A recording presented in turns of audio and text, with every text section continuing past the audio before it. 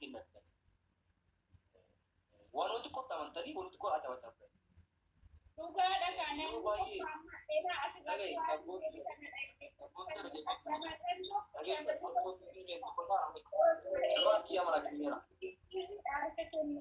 yeroo baay'ee maal taatan isin beektan akkuma amma yoo anama dhufaa isitti fakkeessee ilaaltaa jiraamire fakkeessee isin bira darbe yookaan illee yoo isin sobanii isin kijibaan agartee dhiirri kun amma yeroo baay'ee kijiba yoo kijiba isin guutanii kumtaala alaqallaqanii jedhan hin jaalattan akkana feetan laal amma ani falmataa kun amma Muhammad dhugaa qabaa Muhammad badii qabaa goota keenya baga dubbattee akkana kun dhugaa dubbattee dhugaan kan nama turuudha jechuudha annama gaarii garuu gaafa dhugaa rejjetanii nama morman ammoo hin fudhattan tokkoffaa Muhammadoo si gaafateemi ati silaa Muhammadoo maal akkasi barbaadu dhugaa akkasi barbaadu sobaa fi hunnaan ammoo yeroodhaaf simmeetti akkasi barbaadu adda baafattee beeku akka laal jaalladhaaf. Thank you. Ati malee akkuma inni sobkan sobdalaan. Akkuma Muhammadoo sobee laali alaqallaqee fakkeessu kana atillee jechuun waan otoo qabdu otoo jaalallee qabdu otoo kabiraa waliin jirtu mucaa tokko jaaladheera garuu amma dhiibnee maal ta'e akkasii yoo ta'e diinii yoo ta'e dur kunuunlee si dhufeemi haya kunis amma jechuudha nama jaaladhee qabu keenya nama tajaaladhaan Muhammadoo kan yoo ta'e nama jaalatu hin dhabu laal tajaalatu hin fakkaatee qabu.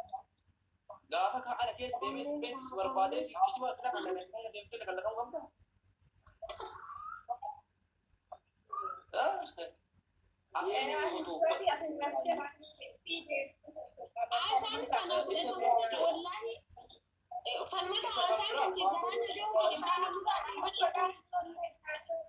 Muhammadoon Dubaay jechuudha. Shukkutii si qabee si kijibsiisee kijibaalee soo dhiitiraan. Ofii kan keetii si amansiisee jaalatte laal ofii tirate. Namni giddiidhaan bira si fide jiru. Namni giddii si jaalachiise jiru. Ati kanarra Muhammadoon buutee haasofta eenyu bakka si buufate. Fakkeenya as jedhaa waan Ila dhaggeeffadhu salphata ati nuuf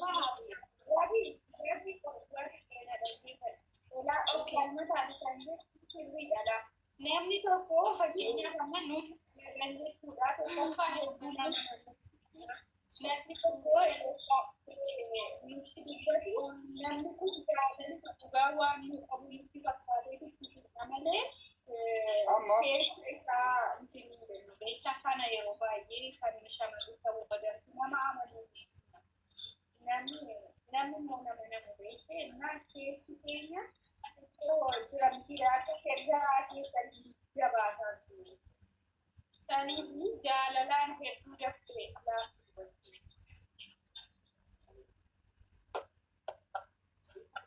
Sabboontu.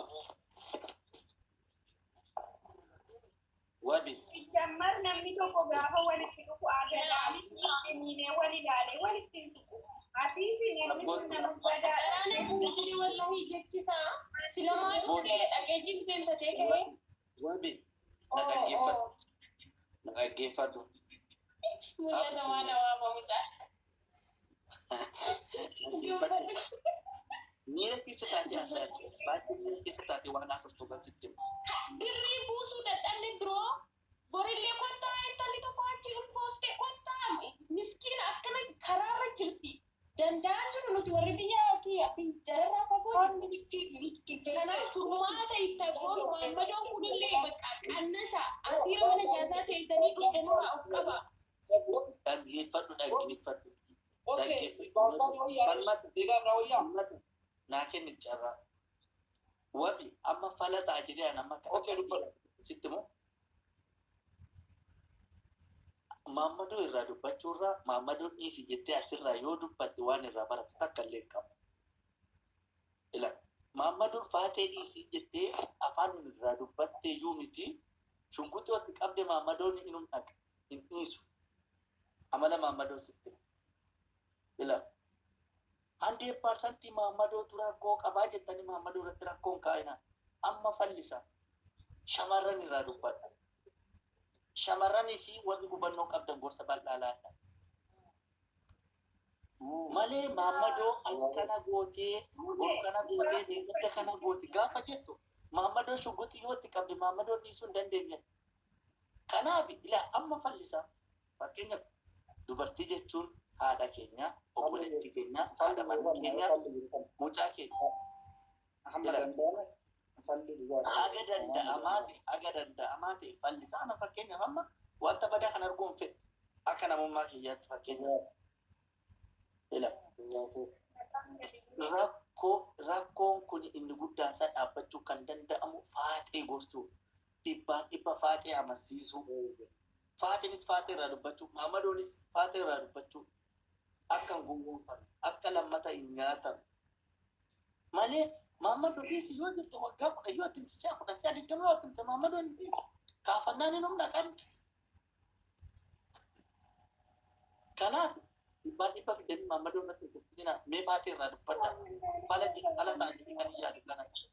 Wabi itti fufime. Assalamu alaikum. Malik Mustram adalah Rasul Fatih.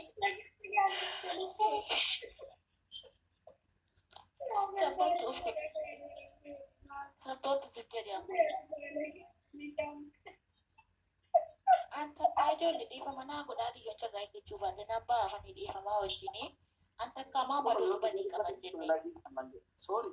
Yeroo hunda faatee rumarrankaa maaliif yoo jettanii faateen kaayyoo seetii dhufte maaliifatu bitan jettee of gamaan gamtu takkaa hin baala goomne seeraan hojjetatte biyyatti galtee kan feetu asuma taa'ee mamaduu biyya arabaa ta'us fedhii maatii ishee gaafatee fuudhaa jira. Kan biyyaa sila jaalatte dhuftes nagaa isheetiin hojjetattee galtee eerumaa jirti. Anta akka maamadoora dubbii keenye maamadoon utuma ta'e immoo dhufe mana madaamiitii gad harkisu jiru isee dhufe. Ana akka wallaan makiyyaatti akkas jedha. Yes. Maaliif of maaliif baali? An dhiifa manaa godhaa malee maamadoodhaaf jedhe sitti sekendii dhibbadheen beeku birriidhaan dhibbadha kaleessas ta'e katas. An obbolaafuu ilaa an dubaralaa garuu dubararraa naasaa jira. Masih gak bendera. Isa miidhamtanittis, isa sisi miidhamtanittis isin di rumah mana mandira keessa fi gudiyuu maamadoo takkasuu asisitti badhaan maamadoonis kan dhufiyaasi maamadoo dubaayii maamadoo sudii jedhame maqaan itti bahu dhiisuma biyyaa baanzileenii mataa isaatti akka ragatee kiisa baala sabirishan akka dibbatee bitatee gama laalee haadha takkasuutu dhufee maqaa maamadoo nyaata. Faadhanis iseedhuma biyyaa shabo'aati kudhanii naabittu jiru. Isteeshaniin waan fuulatti dibata kan dibattee gama dhaabattee gamatti maamadoo karaa darbaarra eeggattuutu dhuftee maqaa kanaa. Iddoon balleessa dhiifamaa turaan. Kanaaf maamadoodhaan waan jedhina.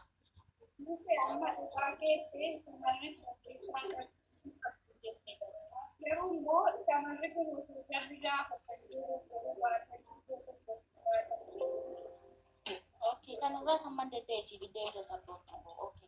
Dhiirri gosa meeqatu jira?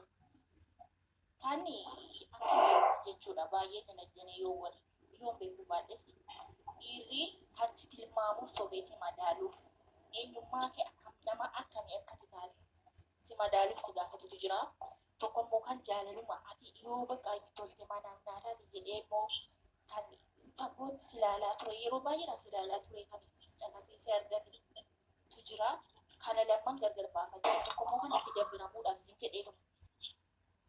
Kana si tokko adda adda baafate ila sammuu itti biyyarra baadale jechuu dhufte yoo qabda ati maaliif maamadoo gargar baafachuu dadhabdaa? Maaliif gaafa baate ana makka bataa kiyyaatti gaafa biyyaa ba'e waa'ee maamadoo miti jala tokko nan argas dhiira tokko sinanaa saasii jedhee karoora beekaa. Eessana duraa miliqiree ni kunadha. Biriijee tokko hojjettee gaafa ka'u hojii keenya hojii faadee waa xalabachuuf hinna. Maal gochuuf? Biriijee tokko hojjettee gaafa kaatu rakkoo isheen guddaan waa kana itti battee fataa zanaa jechuu barbaadde jechuudha. Kaayyoo si dagatte. Maaliif kana maamadoo jiruu isaatii fi jireenya isaatii fooyyessuuf barbaadu maamadoo barbaadu maaliif adda adda baafate yaaduu dandeessu?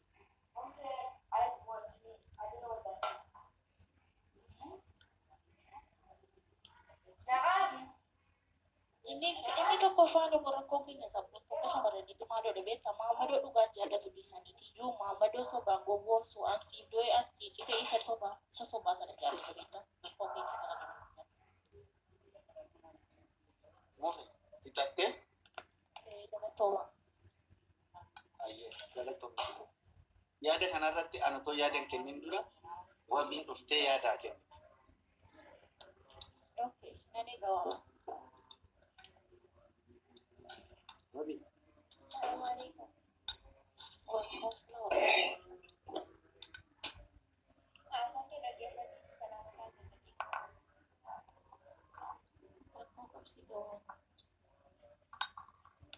Hello, Bu Mari, kita jalan cuma majiro.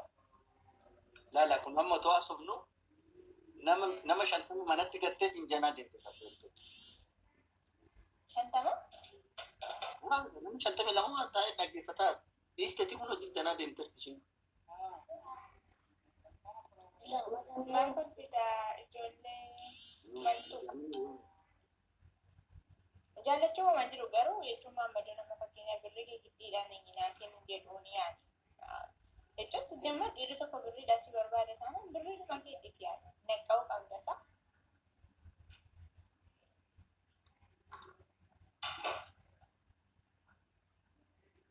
Ookii fidhadhuu sana gaafira.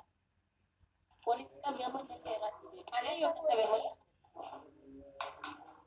Ani gamatti nyaanni ture dhiira tokko laa yoo Allah yoo barbaade giddiidhaan naaf ta'a yoo ta'e madaalii na gaafata garuu birrii na gaafata yoo ta'e. Deemsi naaf deemu kun birrii adeemsa birrii yoo ta'e jedhe isin kana birraa hojjeta abbaa maaltu hojjeta dhiqee yaa jaalachuun immoo ma jiru.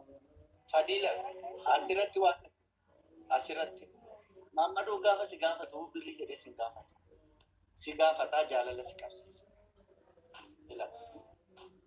Gaafa jaalala si qabsiisee gara biraatti si hin gara fedha foon isaatiitti jechuudha. Jalqabumaa fakkeenya Maammadoodhuma tokko eenyummaa isaa otoo hin beekne nama akkamii akka ta'e akka sabboontu mee'oon duraan akkaraa turte. Mindaa meeqa nyaattaa manaan jettee na gaafachaa turte. Mindaa isaa sooyyoo miti waan ta'e isaa miti. Namichi kun baagiraawundi isaa maali? Nama hojjetachuu danda'udha. Adeemsi isaa akkami? Oolmaan isaa akkami? Deebiiti immoo fakkeenyaaf hariiroon nuti inni kaleessa illee namoota wajjin qabu. Kaleessa maal godhee ture? Har'a maalirra jira kan jettu jalqaba laallachuu qabdi. Nama sana gaafa jaallattu jechuudha. Jaalallattu ta'uu gadi hin jiru. Wanta sana hunda qorattee adda baafattee kan jaalallatti seensee. Fakkeenyaaf ani Maammadoo tokko yoo ta'e si gaafadha. Fakkeenyaaf fedha foonitti fedha guyyaa tokkoofis guyyaa lamaaf si gaafachuu hin danda'u. Akka yaada kiyyaa tasaabii garuu ani gaafa dhufee si gaafadha. Nafsee kiyyaa si cabee siifan kutamaa kunoo maal ta'ee appitaatiin koo na cufamee kana ta'e sana ta'e siin jedha malee ani dhimmi jedheeni yeroo itti barbaade siin hin jedhu gaafetti. Jala amanuma nama kamummaatu waan.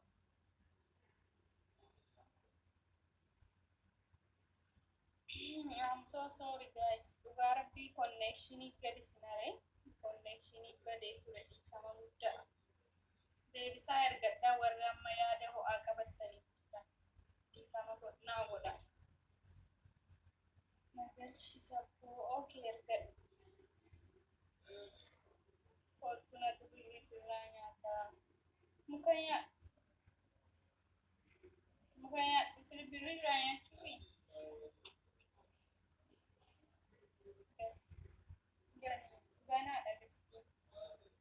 Ilaaluu dandeessu arguu dandeessudha waan ta'eef fakkeenyaaf sabboontuu waan akkasitti miidhamtee itti dhufe sabboontuu irraa ilaaltee barattu maal sabboontuu ilaaltu faaxeen keenya biroo bulee faaxeen keenya ni ilaaltu bar waan namni tokko miidhame in ilaaltu akka waan isheen itti milkoofte ilaaltu bar yoo sabboontuu miidhamte miidhama sabboontuu malee isaan ilaaltu. Rakkoon keenya immoo jechuun dhiira tokko jalee nama kudhanii hiriirinaa baate wallaahi gadi of gadi gabbuusu dhabu. Dhiira tokko jalee nama kudhanii hiriirinaa. Baadi boona laala wallaahi ijoollee lama jiru safaraa uummataa hunda nyaata dhufee qiyaama kanatti galee fi kana isaa. Maali sirba fudhatanii moo? Moofanee Wallahi uffata koo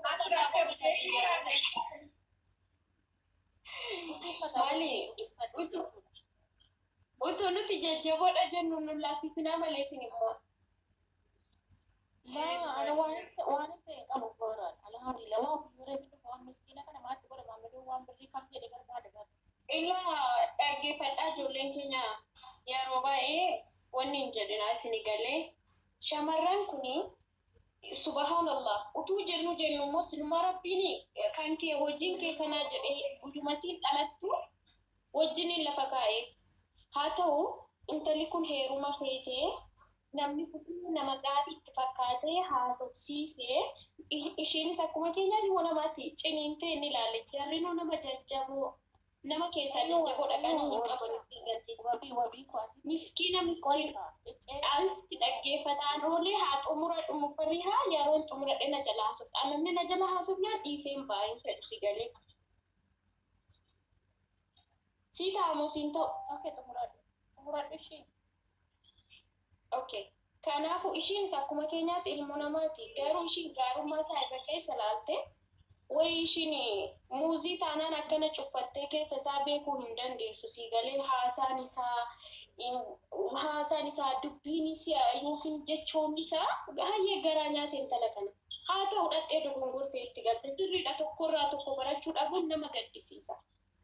Innoo ishiin kunuu na amantee haalii ofii dhiiftee hiriyaa ofii dhiiftee isa filattee itti dhaqxe yeroo dhaqee akkana hamilee isii cabsu qalbii isii cabsu yookiin maalirratti jalajjamteettee itti dubbannaan akkanaati beeku wanti irra caalan jechuudha nuti warri biyya alaa irratti wallolan waan akkas jedha maalirratti haasofsiifte maa akkas gosaarratti wallolan yeroo inni of asin taatu jedhee ishii gadee biraa deemee tokko wajjin yeroo isaa dabarsu ani jarri lammanuu badii qabanii jedhaman haadhee wajjinya faadhino hin jedhin yookiin mucattiin kun anaan gayyoomiitti biyya samaa ta'utillee yeroo baay'eedha. Caalaa kun ilaalladha. Tarii mucaan kun nama gaariidha jettee yaaduun hin malatti galee tokko tokkotti safartuun hin jirti kanumti wanti kun irra gahee IBC alan baafanii baay'eetu jiran muka yeroo tokko yaadii dubbadhu si galee. Akkasuma akkasii miti sabboontu. Kanumti iyyuu kan kanaa olii irra ga'e mataa ishii gadi qabattee kun waan rabbiin sila naa dabarse kan jettu baay'eetu jiran.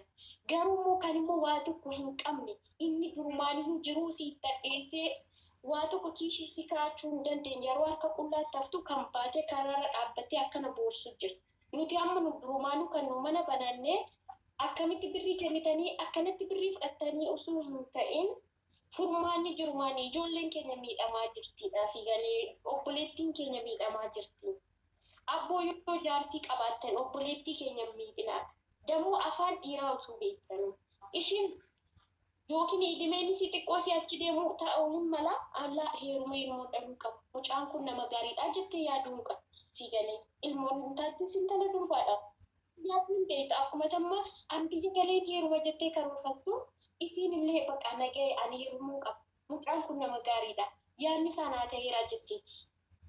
Si galee mufariyaa keenya. Kanaafuu yeroo baay'ee jechoota wanni dubbachuurraa ofaa qusannu fixadheen jiraatti. Okay.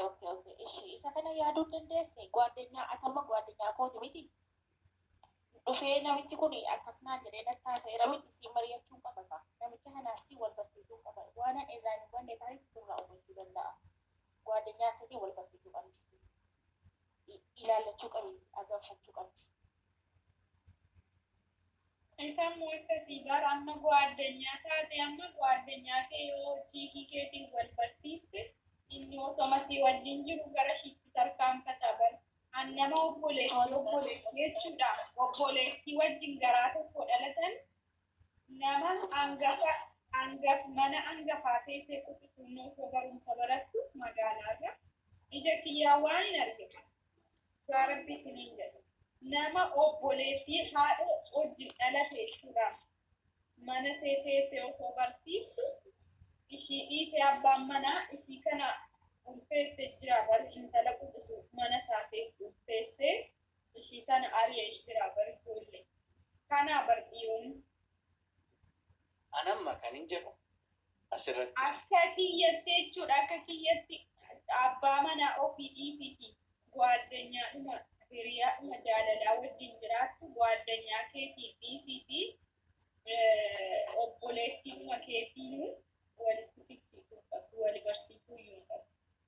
amma waa takkan isin gaafata. Jalqabumayyuu gaafa biyya Arabaa kana dhuftu biyya barbaade haa ta'e.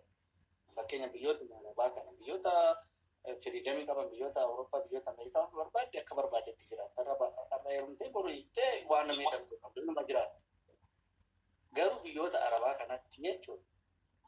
Gaafuma biyyarraa baatu ati kontiraata dhufta fakkeenyaaf. Jalqabuma rakkoo nuti kontiraata sanaayyuu irraa si baasu maali? Okay.